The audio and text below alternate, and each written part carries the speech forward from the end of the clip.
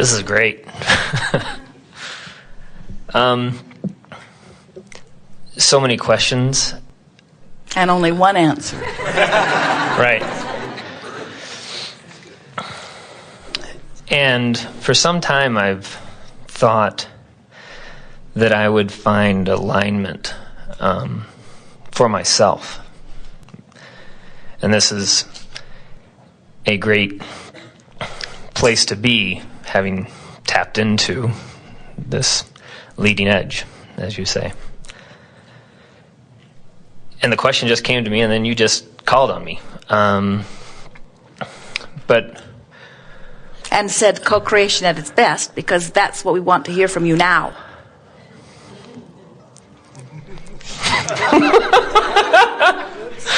Okay. Well, it fits right in, don't you think? Okay. The question that came to me is that when I look out at this world, there's so much self-interest, but it doesn't seem to be very aligned, at least as I look at things. And just the example that I would give in the question that I have basically is, wealth allows people to shove people around in spite of how the other person feels. In fact, those that control those resources are able to kind of deny their own feelings. Go back to that. Wealth allows people to shove others around, for example. Tell them what to do, not take them into consideration, their feelings, their circumstances. If you have a direct connection to source energy, let's say there's a wealthy person, and never mind how that person got there. Let's say massively wealthy person. And let's say that you or someone else is there, not wealthy.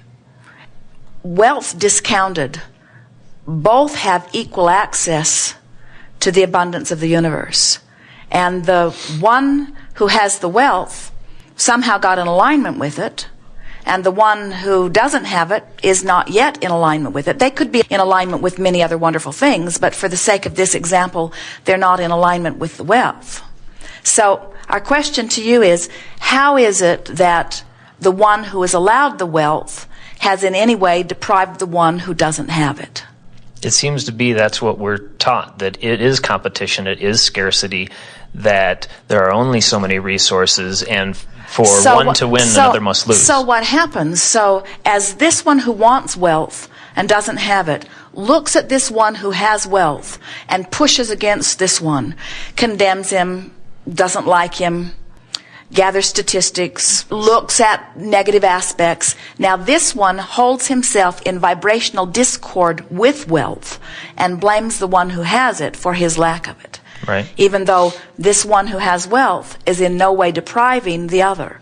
It's his attitude toward it that is cutting himself off from it. And you see, we understand how the myth, the lie, the misunderstanding is perpetuated because most people are not accustomed to looking at their vibrational state of allowance. Instead, they're looking at conditions. So they see a wealthy person and they see a poor person and they say, well, we should even this out. There are governments that have come and gone. Communism doesn't do very well. And even the socialism that is part of your world, you could take all of the wealth that exists and distribute it evenly among points of consciousness. Now, that'd be tricky because you'd have to decide, does the black man get it? Does the Mexican man get it? Does the Chinese man get it? Does the Japanese man get it? In other words, do the women get it? Do the children get it? In other words, there would be all that arbitration of all that messy history that you all have. But let's just say that you divided it up equally and every human that exists, even the one that was just born, oh, that one too, that one too, that one too, that one too, that one too, that one too, that one too, that one too, that one too. This is going to get very tiring. They're coming in very fast. But the wealth is distributed. Let's say they have to be one. That'll make it easier. One or older. Oh, there. That birthday. Now we're in trouble again. So the wealth is evenly distributed among everyone. It would not take 20 years before it would have redistributed back into pockets again where there is poverty and wealth, because it is accumulating to the attitude, to the vibrational countenance, and to nothing else. Well, a person who has wealth and expects wealth and gets wealth. In other words, it's sort of nice to be born into it, because you begin picking it up early on, and so you're more likely, unless those around you have condemned you for it, and then you might push against the idea of wealth because you don't want to be hated by your friends, and you might deprive yourself from it. So the attitude of the wealthy is their own business in spite of the just results as the attitude of the impoverished is their own business, and both are getting exactly what they feel. And the injustice for those like you who are looking in on it feels like, well, that person should give more to that person. But what that person has discovered is that giving something to someone that they are not a vibrational match to, it doesn't stick. In other words, you will hear them say it's like putting it down a rat hole, because it does not change their life experience. Because haven't you noticed, even with the welfare system in your nation, that the more you give, the more they think you should give, and the less appreciative they are of what they have received, and the more disempowered they become? In other words, it is a cycle that is not working. Your taxes get higher as you pay for things that others would like to do for themselves. Anytime you give to someone something that they have not naturally attracted, you say to them with a very loud message, I do this for you because I see you cannot do it for yourself. So the beating of the drum of disempowerment continues, you see. So then what is the role of parenting in children where they come in dependent? What role do you play in that child's life so the family isn't a welfare system?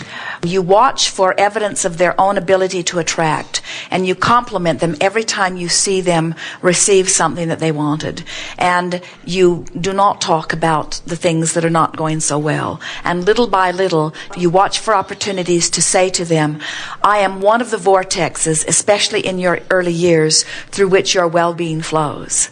But you do not need me as a vortex, because you have your own vortex, and you are worthy, and well-being should always flow to you. And I, as your parent, anticipate that wonderful things will always flow to you. Watch for evidence of them. And whenever it looks like they're not flowing to you and that they are flowing to someone else, try if you can to get a sense of the attitude of the one that they are flowing to, and try to duplicate that attitude. In other words, try to become expectant of the things that you want to flow into your experience. And resources are unlimited? Resources are, in spite of what not only unlimited, they are increasing proportionate to the desire that is exuding. And that is the imbalance that you are on some level feeling, because billions of people are launching rockets of desire and source energy is answering, but not all of the billions are in the place of allowing. And so those who have figured out how to get into the receiving mode are receiving perhaps an inordinate amount. In other words, no one can receive something that someone else deserves, but we can see how it would look unfair. Haven't you ever met someone who says, things just go my way? Things always go my way. I'm just the luckiest person. I don't know. It's always been this way for me. And every time I turn around, good things happen. And if you're not in that place, you just want to kill them. It just doesn't seem right. Well, how about sending a little luck my way, you say, begrudgingly, amplifying the vibration that is keeping your luck away from you. I hate you for the luck that is coming to you. It's rotten that you get all of those wonderful things. It stinks that you get them. You drive down the street, you see the car that you've been dreaming for, and there's a teenager driving it. And you say, his father bought that car for him, and he is not deserving like me. And we say, apparently it's the other way around. He's got the car. Right. You cannot receive vibrationally something that you are not a vibrational match to. And so you want to bless those that are finding abundance. And in your blessing of them and their abundance, you will become abundant too. But in your cursing of their abundance, you hold yourself apart from it. It is a law. It is a powerful law. So all of this transcends the politics, and you wouldn't have a political persuasion then, as we have wars, fights over some of these issues, but at a totally different consciousness level. Every bit of it is about economics. Every bit of it, without exception. Everything about religion is about economics. Everything about politics is about economics. And everything about economics is personal satisfaction. Everyone is personally motivated to do the best that they can possibly do for themselves. It is the way the entire universe is established. And think about the perfection of it.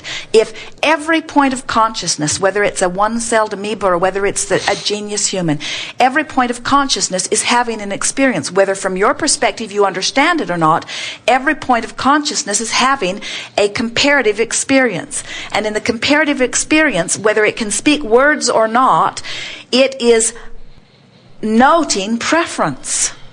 Preferences are being born, and each preference that is being uttered or vibrationally sent is answered by source. So everything is expanding, everything is increasing, everything is improving, everything is evolving. There is no competition. The only variance that ever happens is in the individual consciousness. All of this is for the evolution of the environment. And man is the leading edge creator in the environment. So you could say it all exists for your creative experience, you see. So go about whatever task you choose, but just with an attitude of it's all basically this good, it's here, expanding. And it's all here for me. Jerry and Esther will drive across the open road and they will say, this is all here for us. This road is here for us. This air is here for us. These stars are here for us. This moon is here for us.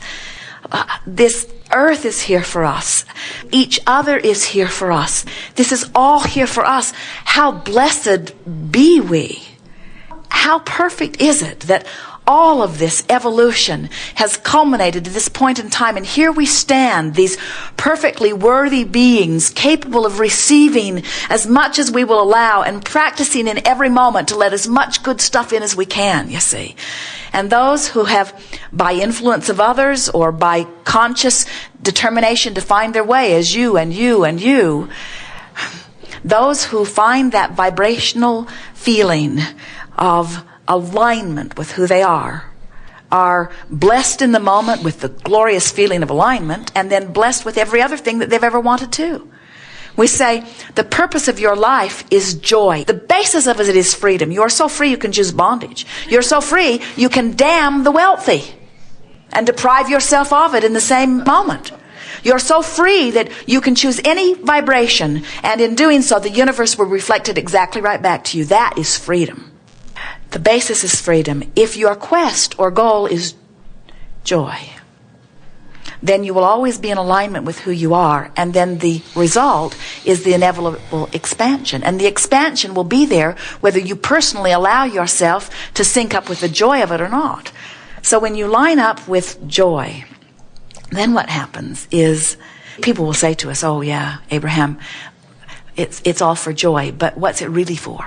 And we'll say, for joy. And they say, okay, for joy, but really, why are we here? What is the purpose of our existence? And we say, for joy, for this joyful moment, for the opportunity to radiate who you are, to explore, to feel interested, to feel excited, to feel adventure, to feel expansion, to feel love, to feel appreciation, to feel joy. Yeah, but Abraham, really, why are we here? It's hard to get your thoughts around that, because so many others who have selfishly needed you to be some way for them to feel better said, you need to deprive yourself of feeling good so that I can feel good. And that's why you're mad at the wealthy. That's what you're assigning to them. What you're angry about is that there are so many others who have seemingly demanded of others for their own joy. And we say, you got to stand up to the monster in your dream. You got to stand up to the monster in your closet. You got to stand up to all of that and say, wait a minute, I count. I get to decide. I get to feel good. I matter here. I am worthy. Good things are supposed to come to me too, not just to you. But until you come to that, then you're going to be slinking off in the corner and mad at the others who it's coming to. And the only reason it's coming to them is because they've figured out that it should come to them. And until you figure out that it should come to you, you're not going to be able to pass enough laws or get enough legislature or distribute the wealth enough or the health enough or whatever it is enough. You've got to decide, I'm worthy, and mean it. And when you know that, then watch the floodgates open.